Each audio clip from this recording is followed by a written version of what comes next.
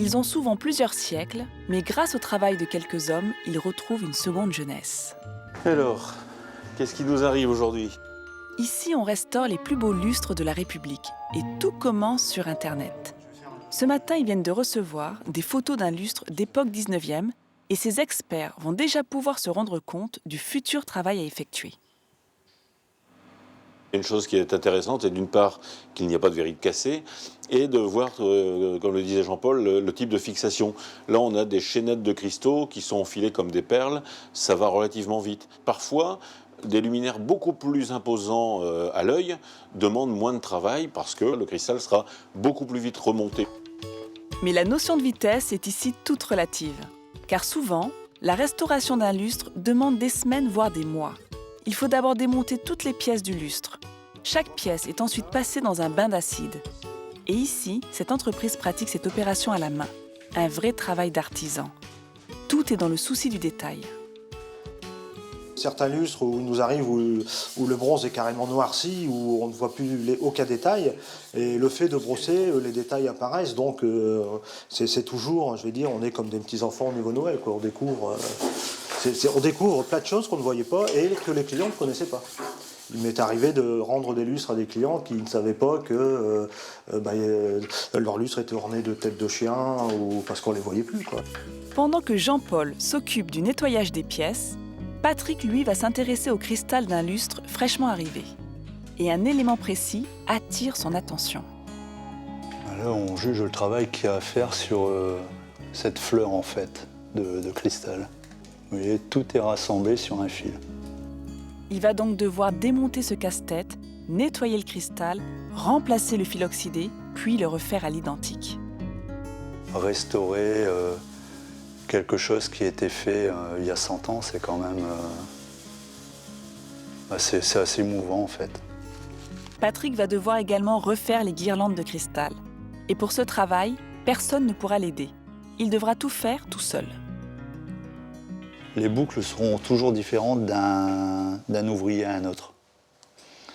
Moi je suis droitier, j'ai mon collègue qui n'est pas là aujourd'hui, qui est gaucher. Et lui va travailler sa boucle autrement. Chacun a sa façon de travailler en fait sur le montage des boucles. De la régularité, tout doit être parfait. Jean-Paul, lui, vient de finir le nettoyage au bain et va à présent patiner ses pièces. Le but est de redonner du relief avant l'assemblage final.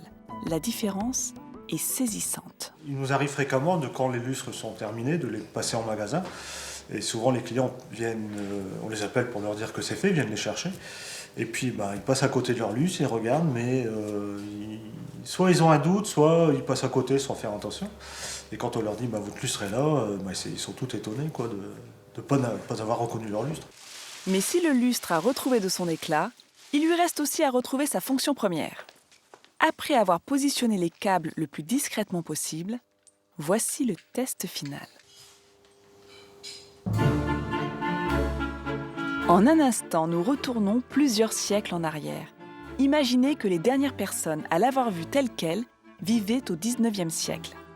Après plusieurs semaines de travail, on procède au dernier réajustement. C'est la dernière étape pour voir la repose chez le client. Et voilà, il faut que tout soit parfait. Et là, c'est le cas, tout est parfait. Donc, une restauration terminée. Mais alors, ça ressemble à quoi un lustre aussi beau une fois installé ? Pour le savoir, rendez-vous dans la mairie d'Ostricourt. Ici se trouve un lustre classé de 150 kg. Après 2 mois de rénovation, les élus gardent encore un souvenir ému de sa réinstallation. C'était une rénovation complète de la salle. Donc ça a été c'était le cachet final de cette salle. Et bon, c'est vrai qu'aujourd'hui, tous les gens qui viennent et qui ne connaissent pas notre salle des mariages sont superbement ébahis. Avant sa prochaine rénovation, ce lustre verra passer 3 générations. Jean-Jacques souhaite simplement que ceux qui s'en occuperont respecteront le travail de ses artisans. Un luminaire a une histoire, il y a un artisan qui a fabriqué le bronze, il y a un artisan qui a fabriqué le cristal, il y a quelqu'un qui l'a dessiné, il y a quelqu'un qui l'a voulu, qui l'a commandé. Donc effectivement, il y a toute une histoire.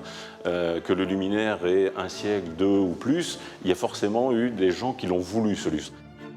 Preuve de son savoir-faire, Monsieur Labaert peut se vanter de faire partie des 10 entreprises françaises agréées par les monuments historiques.